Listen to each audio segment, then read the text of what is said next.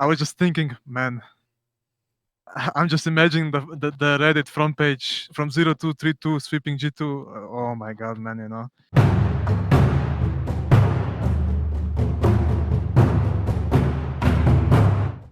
Hi everyone, it's Tom reporting from the LEC Spring Split playoffs, and with me here is Limit, the support of Schalke 04, who just finished perhaps the most exciting best of 5 we'll see this entire split. Limit, unfortunately, you guys lost, but what a hell of a series, and what's going through your mind right now? Oh man, I'm just so exhausted, honestly. Like, going from 2-0 and then slowly crawling our way back, you know, like 2-1, 2-2. And then even the third game, I mean the fifth game, right? We we killed them, we got Nash. And I think we all slowly started to think, wow, man, are we really gonna like reverse sweep G2, you know? It's actually possible. Is it possible? Like, do they bleed? I guess they bleed, you know? Yeah. But that was just a bit better. Yeah, let's walk through the series step by step, because it was one hell of a ride for everybody. I think many people heading into the series predicted G2 is gonna win this 3-0 or maybe a 3-1 or something like this, right? Did you feel like they were gonna be an exceptionally tough opponent as well, or did you feel, hey, we did our prep, we are ready, we can make this a super close series? I mean, kind of both, right? You always kind of have to respect them, respect their name and the players, because just how much they did, how much success they have behind them, you know, every single one of their players is top tier class. But I was super confident in our prep. We exactly knew what we wanted to play. We basically got it every single time, every single game. So yeah, it was just both, you know, feeling confident, but also coming in. Like, we knew that we were the underdogs, right? I think that's basically every team against G2. That's just who they are, you know. But it's not something we let us affect.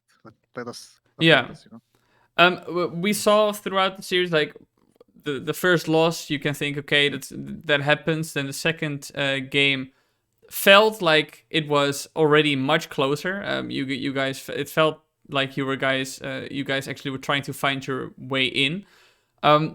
When you're 0-2 down, or when you were 0-2 down in this case, what was going on backstage? What was the talk you guys had? Did it feel like, okay, it's over now, or what was it, guys, bam, we're gonna come out swinging? Basically, after every game, we try to adjust. We try to remove some stuff, but that's just the beauty of best of 5, right? You can see the timeline and how teams think and what they should change and stuff. And we were 0-2, right? But it was just do or die, right? We have nothing to lose, okay? Sure, if you get 3-0, it's no shame. It's G2, right? And we still have losers bracket, but we weren't ready to lose fast or anything, just to be early home, right? And the game 3, we just got a super good draft, and we slowly crawled our way back, right? Yeah, we saw in game 3 was the first time you guys played Jinx, I believe, and that is something that Neon teased on his Twitter. He said, like, we have some spicy things for Martin prepared. So this Jinx was definitely one of them then. It was one of them, and Darius, and there's also plenty of stuff we still have to show.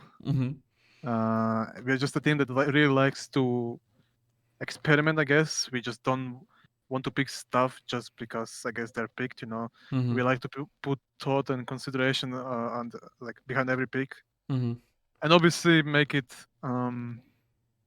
like compatible with our desires, our play styles and stuff. Yeah, and you get that third win, you get that game 4 win, and everybody was like, Twitter was exploding, because this was obviously, we had the quick shot fake monologue, and everybody was saying, oh, the curse is real, but we also had the real Schalke miracle run or something like this. So is it hard to contain your excitement when you are 0-2 down and you're looking at the potential of a reverse sweep? I don't think, maybe on the outside we weren't so like crazy. Mhm. But man, inside, I mean, I can only tell for myself, I was burning inside, man. Like, I was just thinking, man, I'm just imagining the Reddit front page from 0232 sweeping G2. Oh my god, man, you know. Mm. But yeah. Mm-hmm. And then let's talk about that fifth game, because the draft seemed to be going your guys' way with the scaling advantage.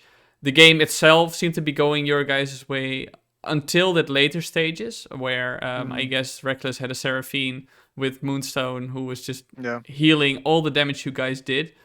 At what point did you feel, or was there any point that you felt like, guys, I'm not so sure about this anymore? I think first of all, like G2 did a really good adaptation, right? We were pretty much putting Reckless on B or even C tier champions, Mm-hmm. and they just made a really good adaptation on just putting him on Seraphine, which also counters something which we want to do, just team fight them every time. And about the honestly, never really. Mm-hmm.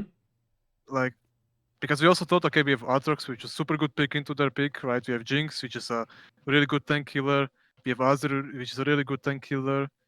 I don't think we were ever like, oh man, we're just slowly waiting to lose, right? Mm-hmm. Like we were planning, we were talking every second what we want to do, how we want to fight. But they just didn't really give us much opportunities, and then we had one really bad one on mid, and I guess they just got to thank you even for our team comp.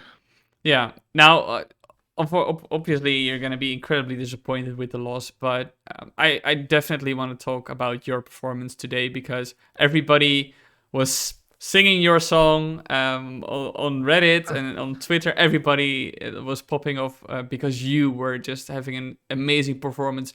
Did you feel like you were playing at your absolute peak today? Because your Alistar, your engages, the way you helped set your team up. I don't think I've ever seen you play this well, and it was absolutely insane. No, I think I had some good stuff, but man, I also played super bad. Like some stuff I did, some failed combos, some flashes, some engages. Like I think I basically almost solo lost this second game. I think, or was it the first game on Tribush? Like sure, there was some good stuff, but there was some really like low stuff which I can just learn on and fix them hopefully by next week. So we haven't even seen peak limit yet, because Uh, people are saying that you should be MVP, man. Like, despite you guys losing, I'm one of them. You were playing you were playing out of your mind. Nah, I mean, I think I played fine, but nothing special. Mm. I think Abedaga played a really good series, especially the Oriana and the Azir one. Mm-hmm. With the Shurima shovels on mid, especially, like it was crazy. Mm-hmm. But honestly, every single game, one of us played good. We all did our job when we had to. I don't think I'm like Yeah, we also saw the Broken Blade like, Darius, obviously, with the highlight yeah, of pentakill. course, Yeah. with the pentakill, right? I think we all just played pretty. We all played pretty well, I would say. Okay. Now, let's look ahead. Your next opponent is going to be Fnatic. You guys are the number 4 seed, so there's no way that either G2, either Rogue or Mad Lions drops before you in the lower bracket. So that's going to be Fnatic next, who had more difficulty than people might have anticipated with SK Gaming yesterday. So talk to me how you're feeling about facing Fnatic. I mean, Fnatic is also like a different beast compared to G2, right? G2 kind of slowly, I guess, suffocates you. Like you can see and feel that they just have so much experience and they just know how to win the game against every single team comp. Fnatic will just take it to the streets. They're just gonna be a fist fight. I can see it already. Every game is gonna be bloody for sure, especially on bot lane, because I know like Ups and Hillsong are just crazy and a complete different players than Mickey and Reckless are. So I'm excited. I'm honestly excited to play against them. I just love playing against them. All right, Limit. Finally, to round up the interview, is there anything you'd like to say to the Schalke fans who undoubtedly had their butts clenched the entire series, especially during that final game, but also who will obviously loudly support you as you're heading into next week. I mean, I'm super thankful for them cheering. I'm so sad that we weren't able to do to make them proud, you know, to make everyone proud, and like especially like bring the Schalke name up there, you know, because I really like the people here. I like the environment. It's just a super like tight family feeling, kind of, you know. So they all deserve to be praised as much as we do, and yeah, I guess I can just say a big thanks All right, to Limit. to everyone. All right, Limit. Thank you very much for joining me today. Thank you.